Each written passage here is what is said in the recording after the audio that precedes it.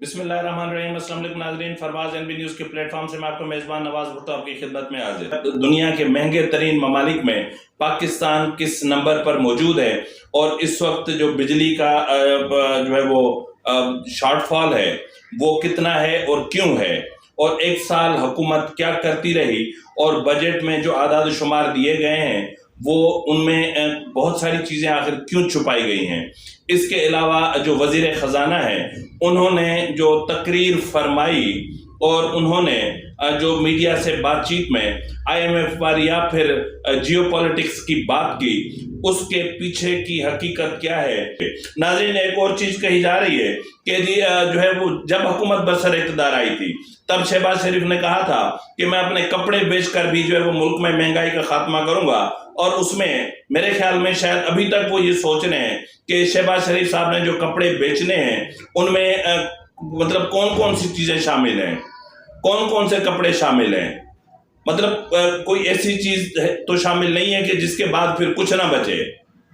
तो इसलिए इस वक्त जो सूरत हाल है वो हुकूमत के कंट्रोल में अभी तक नहीं आ सकी। महंगाई का मामला हुकूमत के कंट्रोल में नहीं आ सका, पावर सेक्टर का मामला हुकूमत के कंट्रोल में अभी तक नहीं आ सका। अभी तक 500 मेगावाट बिजली का जो शॉर्टफॉल है वो जूं का तूं है। कराची से लेकर खैबर तक लोग लोड शेडिंग से जूझ रहे हैं। लोग 12 से 15 से 20 घंटों की लोड शेडिंग को जूझ रहे हैं। जो देही इलाके हैं वहां तो 20 में घंटों तक की लोड शेडिंग है, यानी बिजली सिर्फ आती है ये बताने कि मैं बिजली हूं, इसके अलावा बिजली नहीं है।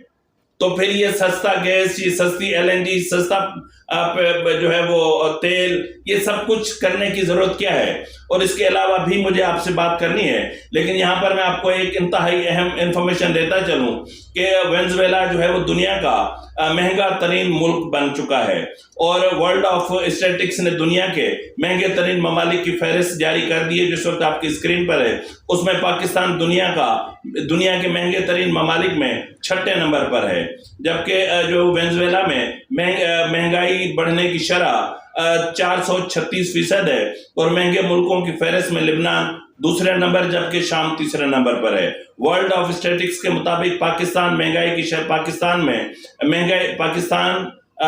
की शरह में 38% इजाफे के साथ 6ठे नंबर पर है। बरतानिया में महंगाई बढ़ने की शरह 8.7%, भारत में 4.24%, जबकि सऊदी अरब में 2.8% है। वर्ल्ड ऑफ स्टैटिस्टिक्स के मुताबिक जो है अफगानिस्तान में महंगाई 1% कम हुई है, यानी महंगे मुल्कों की फहरिस्त में चौथा नंबर अर्जेंटीना का है जहां महंगाई बढ़ने की शरह 114% है, जबकि इसके बाद 5वां नंबर तुर्की का है जहां महंगाई की शरह 39.59% है।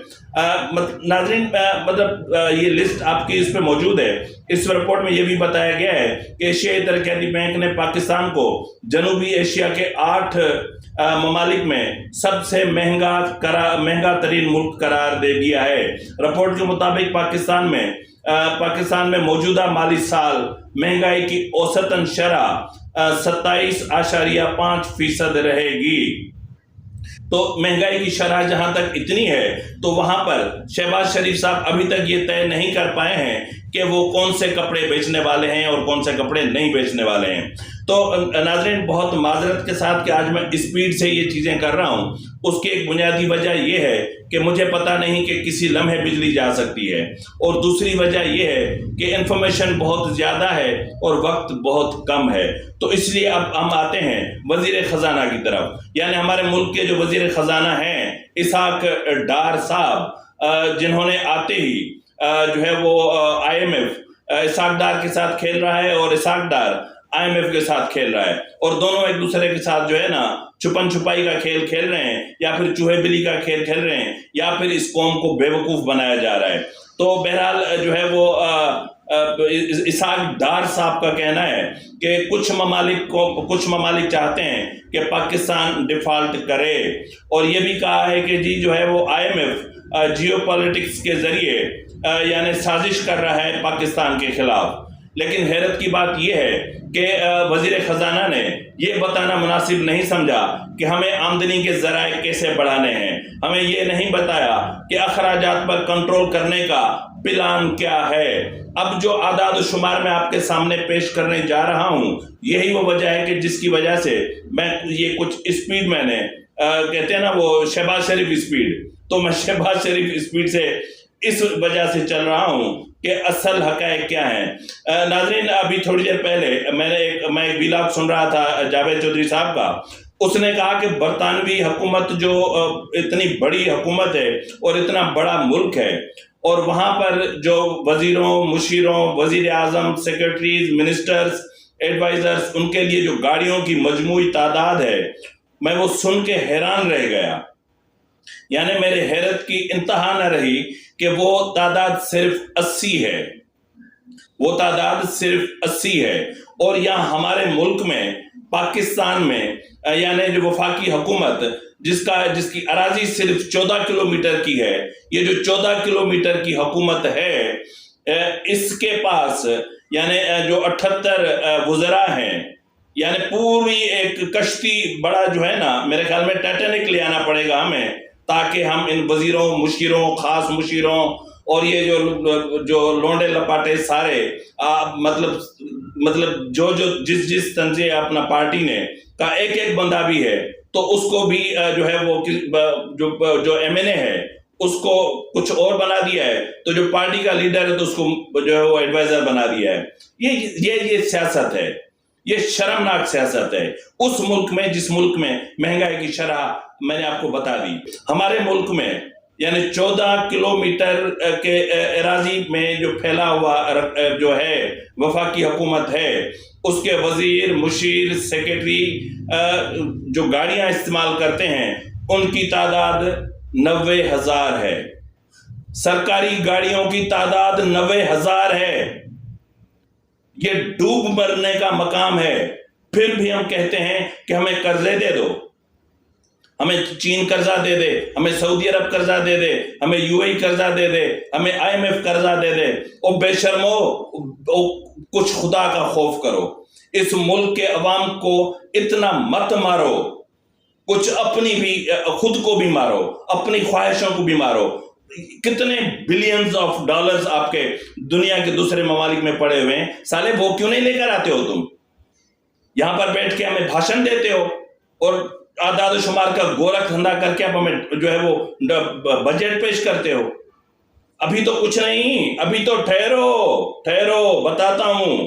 یہ جو 90,000 گاڑیاں ہیں، ان پر سالانہ 50 ارب روپے کا پیٹرول ڈیزل یہ خرچ آتا ہے۔ 50 ارب روپے کا، یہ سوچنے کا نہیں، یہ شرم کا مقام ہے۔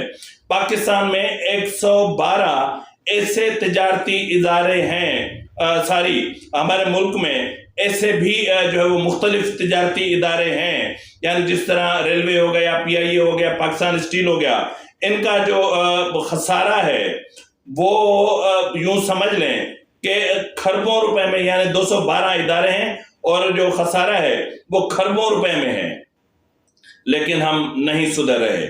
گردشی قرضوں کی بات کریں تو بجلی کے جو گردشی قرضے ہیں وہ 2,500 ارب ہے، اور جو گیس کے گردشی قرضے ہیں وہ 1,500 روپے ہیں، 1,500 ارب روپے، ٹھیک ہے، یعنی 1,500 ارب روپے یہ سے جو ہے یہ صرف گیس کے گردشی قرضے ہیں۔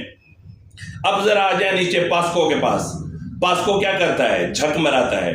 پاسکو گندم لیتا ہے تاکہ چوہے پال سکے، پاسکو گندم لیتا ہے تاکہ کیڑوں کو پالا جا سکے، کیونکہ وہ پاسکو کی گندم تو کسی کام کی ہوتی نہیں ہے، وہ خرید کے پھینک دیتے ہیں۔ بارش ہوتی ہے، جتنی بارش ہوتی ہے اتنا پانی آتا ہے، جتنا پانی آتا ہے اتنی گندم خراب ہوتی ہے، جتنی گندم خراب ہوتی ہے پاسکو کو اتنا فائدہ ہوتا ہے۔ تو پاسکو جو اس وقت ہے وہ 1,000 ارب روپے کا مقروض ہے۔ یہ ڈوب مرنے کا مقام نہیں ہے، تو اس سے زیادہ اور کیا ہو سکتا ہے؟ اب ذرا آ جائے دوسری طرف، میں آپ کو بتاتا ہوں کہ یہ جو MPs ہوتے ہیں، یہ جو ہمارے جو لیجسلیشن کرنے جاتے ہیں MNAs اور یہ جا کے وہاں پر نیندیں کرتے ہیں ٹھنڈی ہواؤں میں آرام دہ کرسیوں پہ بیٹھ کر، بے شرم کہیں گے، ان کے لیے جو ترقیاتی منصوبے یعنی سیاسی رشوت کے طور پر ان کے لیے جو رقم رکھی جاتی ہے وہ ہے 90 ارب روپے۔ یہ سیاسی رشوت، ان کے اپنے ٹھیکیدار ہوتے ہیں، پھر ان کی اپنے پروجیکٹ ہوتے ہیں، پھر وہ ہوتے ہی نہیں ہیں، وہ صرف فائلوں میں ہوتے ہیں، اور یہ 90 ارب روپے یہ تقسیم ہو جاتے ہیں ان MNAs میں۔ شرم کی بات ہے۔ اچھا جی، وفاقی وزراء کی بات تو میں کر چکا، اب آ جائیں جی اسلام آباد کا ترقیاتی بجٹ۔ یہ جو 14 کلومیٹر جو ہے، یہ 14 کلومیٹر اراضی کا جو ترقیاتی بجٹ ہے، آپ سن کے مطلب میری طرح اپنے ہی پسینے میں، کیونکہ بجلی تو آج کل ہے نہیں، تو اپنے ہی پسینے میں ڈوب کر مر جانے کو دل کرے گا۔ اس کا ہے جی 950 ارب روپے، 950 ارب روپے۔ اب آپ اندازہ کریں 14 کلومیٹر کے جو ترقیاتی بجٹ 950 ارب روپے ہے، اب اس سے بڑھ کر اور ہم کہاں جا کے مریں۔ وزیر اعظم صاحب کا جو ثوابدیدی فنڈ ہے، یعنی جو خرید و فروخت پہ استعمال ہوتا ہے، MNAs کی خرید و فروخت پر، ان کے ضمیروں کے خرید و فروخت پر، ان کی غیرت کے خرید و فروخت پر، ان کے ووٹوں کی خرید و فروخت پر شرم آنی چاہیے، وہ ہے 90 ارب روپے۔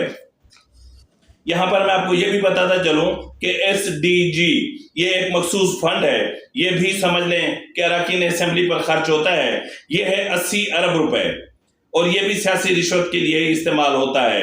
تو اب آپ مجھے بتائیں کہ مطلب کیا کریں ہم؟ اور سارا نزلہ گرتا ہے غریب کی روٹی پر، غریب کے پیٹ پر، غریب کے بچے کی پڑھائی پر، غریب کے بچے کے علاج پر۔ اور آصف زرداری کی آنکھ میں اگر کوئی غلطی سے کسی جانور کا بال بھی چلا جائے تو وہ نکلوانے دبئی چلا جاتا ہے۔ میں اس جانور کا نام نہیں لے رہا، تو آپ خود آپ سمجھ جائیں۔ اب بلاول بھٹو زرداری اور حنا ربانی کھر صاحبہ، میں یہ نہیں بتاؤں گا کہ جن کے معاشقے بہت پہلے مشہور تھے، میرا یہ سبجیکٹ نہیں ہے کہ میں ان کے بیٹھ کر معاشقوں پہ بات کروں کہ دونوں ایک دوسرے کے جانے جگر رہے ہیں یا کیا ہے کیا نہیں ہے۔ تو بہرحال جناب، 1 سال کے اندر ان کے جو غیر ملکی دورے ہیں ان پر کم و بیش 2.5 ارب روپے کا اخراجات ہو چکے ہیں، 2.5 ارب روپے ان پہ خرچ ہوئے ہیں۔ اب آ جائیں دوسری طرف، اب ہم اپنے گریبانوں میں دیکھیں، جو ججز کر رہے ہیں وہ الگ ہے، اس پہ 16 لاکھ روپے سپریم کورٹ کا ایک جج تنخواہ لیتا ہے۔ ان سے پوچھو، ان سے کوئی پوچھنے والا ہے کہ 16 لاکھ روپے تم تنخواہ لے رہے ہو مہینے کی، اور تیرے گھر پہ جو ملازم ہیں وہ بھی سرکاری تنخواہ پہ ہیں، تیری گاڑی کا پیٹرول بھی سرکاری خرچ پر ہے، تیرا پروٹوکول بھی سرکاری خرچ پر ہے، تیری بیوی کا واش روم بنوانا ہو تو وہ بھی سرکاری خرچ پر ہے، اور تم نے اگر کہیں عیاشی کرنے جانا ہو تو اس کے لیے جو لوازمات تمہیں چاہیے ہوں وہ بھی سرکاری خرچ پر ہے۔ لیکن انصاف کہاں ہے؟ 45,000 فائلیں آج بھی، 45,000 سے زائد سائلین آج بھی پچھلی 3 دہائیوں سے انصاف کے منتظر ہیں سپریم کورٹ کے دروازے پر، اور چیف جسٹس کہتا ہے کہ میرے دروازے پر آئین دستک دے رہا ہے۔ ابے تو پھر آئین کو سپریم کورٹ سے باہر نکالا کیوں تھا جو بیچارہ اندر آنے کے لیے دستک دے رہا ہے؟ آئین کو تو لٹکا دیا آپ نے ذوالفقار علی بھٹو کے ساتھ، مر گیا آئین کو ختم کر دیا آپ نے۔ باقی جو کسر رہتی تھی وہ پارلیمنٹ نے پوری کی، جب پرویز مشرف کو اپنا جنرل قمر جاوید باجوہ کو دوسری بار چیف آف آرمی اسٹاف کی توسیع کروائی تھی، یعنی وہ توسیع نہیں تھی، وہ کالک تھی، وہ کوئلے کی دلالی تھی جس میں سب نے اپنے ہاتھ بھی کالے کیے، منہ بھی کالے کیے۔ ذرا اب آ جائیں ادھر، ہم اب اپنا گریبان دیکھتے ہیں ہم کیا کر رہے ہیں۔ آئیے جی، ریئل اسٹیٹ میں پہلے بھی یہ بتا چکا ہوں عدد شمار، ریئل اسٹیٹ میں 500 ارب روپے کا ٹیکس چوری ہوتا ہے، ریئل اسٹیٹ میں 500 ارب روپے کا ٹیکس چوری ہوتا ہے۔ سگریٹ انڈسٹری جو ہے وہ مجموعی طور پر 240 ارب روپے کا ٹیکس چوری کرتی ہے۔ اب آ جائیں چائے کی پتی کی انڈسٹری سالانہ 45 ارب روپے کا ٹیکس چوری کرتی ہے۔ اب آ جائیں جو میڈیسن کی جو فارماسیوٹیکل کمپنیز ہیں یا جو زندگی بچانے والی جو ادویات ہیں، وہ جو ایماندار دیانتدار لوگ وہاں پر بیٹھے ہوئے ہیں وہ 65 ارب روپے کا ٹیکس چوری کرتے ہیں۔ اب آ جائیں نیچے، ٹائر اور آئل جو سیکٹر ہے وہ جناب 106 ارب روپے کا ٹیکس چوری کرتا ہے۔ اب آ جائیں اور تھوڑا سا نیچے، یہ ہیں وہ ریٹائرڈ جرنیل، یہ ہیں وہ ریٹائرڈ ججز، یہ ہیں وہ ریٹائرڈ اعلیٰ بیوروکریسی جن کے ہم جو ہے وہ انہوں نے جو کیا ان کے ہماری نسلیں بھی شاید غلام رہیں گی۔ بہرحال کھاتے ہوئے لوگوں کو نہ شرم آتی ہے نہ حیا آتی ہے، خواجہ آصف کی طرح کوئی شرم ہوتی ہے، کوئی حیا ہوتی ہے، کوئی گریز ہوتی ہے، یہاں تو وہ بھی نہیں ہے۔ تو ناظرین، ہمارے ملک کی اشرافیہ پر سالانہ 4250 ارب روپے خرچ ہوتے ہیں۔ ان کی پینشن، ان کی مراعات، ان کے گھر، ان کی بجلی، ان کے پیٹرول، ان کے اخراجات، ان کے بیویوں کے میک اپ، ان کے بچوں کی پڑھائی، ان کے بچوں کے نکاح، ایک ایک چیز پر یہ جو خرچہ ہوتا ہے یہ 4250 ارب روپے ہے۔ اب ذرا آ جائیں ایک اور طرف، یہ ہے پاکستان ریلوے۔ پاکستان ریلوے کی جو سالانہ آمدنی ہے وہ ہے 33 ارب روپے صرف، ٹھیک ہے جی، 33 ارب روپے صرف ریلوے کی آمدنی ہے۔ اور جو ہم خرچات یعنی جو ہم کرتے ہیں، جو ریٹائرڈ ملازمین ہیں ان کو جو ہم پینشن ادا کرتے ہیں جناب وہ ہے 75 ارب روپے۔ اب اندازہ کریں، ہم صرف ریٹائرڈ ملازمین کی تنخواہوں میں ہی ریلیں پوری ہیں، تو بھائی ساری کی ساری ریلیں اٹھا کے ان کے منہ میں گاڑ دو نا، تاکہ جان ہی چھوٹ جائے۔ ساری ریلیں بیچو، ریلوے کے ٹریک بیچو، سب کچھ بیچو۔ اب اس کو پرائیویٹائز کیوں نہیں کر دیتے؟ نہ کرو، آپ کی مرضی۔ ہم لوگ عام شہری آدمی، عام شہری، شریف شہری جو ہم چیختے ہیں ہم پہ مہنگائی کا بوجھ ڈال دیا، ہمارے ساتھ ظلم ہو گیا، ہم 50 ارب روپے کا گیس چوری کرتے ہیں سالانہ۔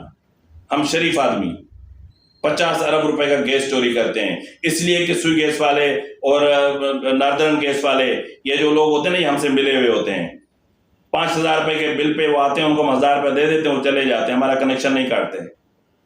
اور سنیں، بجلی چوری 380 ارب روپے کی ہم سالانہ بجلی چوری کرتے ہیں۔ ہم شریف لوگ، ہم پاکستانی، ہمیں پاکستانی، ہم تو جیتیں گے بھائی، جیتیں گے۔ یہ ہیں ہم پاکستانی، ہم کیا کیا نہیں کرتے، ہم کیا کچھ نہیں کرتے۔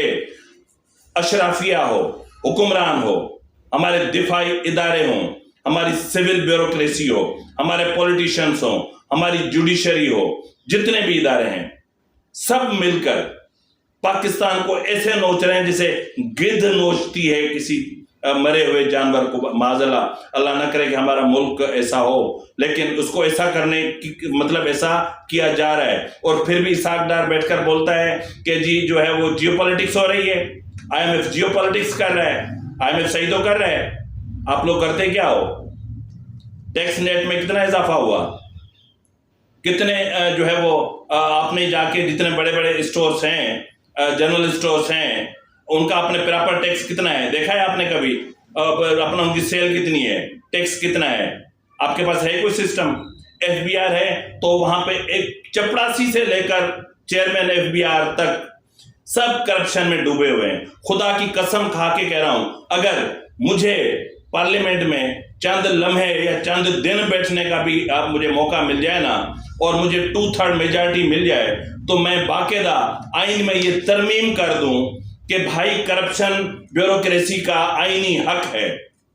گریڈ 1 سے لے کر 5 تک کرپشن ریٹ اتنا ہوگا، گریڈ 5 سے لے کر گریڈ 15 تک کرپشن ریٹ اتنا ہوگا، گریڈ 16 سے لے کر گریڈ 20 تک یا 21 تک کا کرپشن ریٹ اتنا ہوگا۔ اور اسی طرح میں یہ بھی طے کر دیتا کہ جو ہے وہ ڈسٹرکٹ میجسٹریٹ سے لے کر سول جج تک کرپشن ریٹ کتنا ہوگا، اور اے ڈی جے سے لے کر سیشن جج تک کا کرپشن ریٹ کتنا ہوگا، ہائی کورٹ کے جج سے لے کر سپریم کورٹ کے جج کا کرپشن ریٹ کتنا ہوگا، اور جوڈیشری میں کام کرنے والا جو عملہ ہے ان کو کرپشن کرنے کا کتنا حق ملنا چاہیے۔ تو یہ سب کو حق ملنا چاہیے، یہ باقاعدہ آئین میں ترمیم کر کے ان کو رائٹ دے دو. پھر بھی کہتے ہیں کہ جی ہم یہ ہم یہ کر رہے ہیں، ہم وہ کر رہے ہیں. 1 سال سے کر کیا رہے ہو؟ کیا کر رہے ہیں آپ؟ آنیاں جانیاں لگی ہوئی ہیں. صدر ادھر جا رہا ہے، صدر تو خیر بیچارہ میری طرح ہے، نہ خدا ہی ملا نہ وصال صنم، نہ ادھر کے رہے نہ ادھر کے رہے. یہ تو بیچارہ دھوبی کا ڈیش ہے، نہ ادھر کا ہے نہ ادھر کا ہے. تو ہمارے وزیر اعظم صاحب کو دیکھیں، اچانک پتہ چلتا ہے جی صاحب ترکیہ پہنچ گئے، او صاحب جی پہنچ گئے ادھر جو ہے وہ رشیا پہنچ گئے. ایسے ایسے ملکوں میں بلاول بھٹو اور وزیر اعظم جا رہے ہیں جن ملکوں کے ہم نے کبھی نام ہی نہیں سنے. گھومو، باپ کا راج ہے. گزشتہ روز آپ کی اسی پی ایم ایل این کی جو ہے وہ الیکشن ہوئے ہیں مرکزی، اس میں ماشاءاللہ سے ایک ہی خاندان نے ساری نشستیں جیت لی. اور یہ ہے جمہوریت. جمہوریت اس کو کہتے ہیں، اور یہ ہے جمہوریت کا حقیقی چہرہ. اسی کے ساتھ ہی اپنے میزبان نواز بھٹو کو دیجیے اجازت. فی امان اللہ.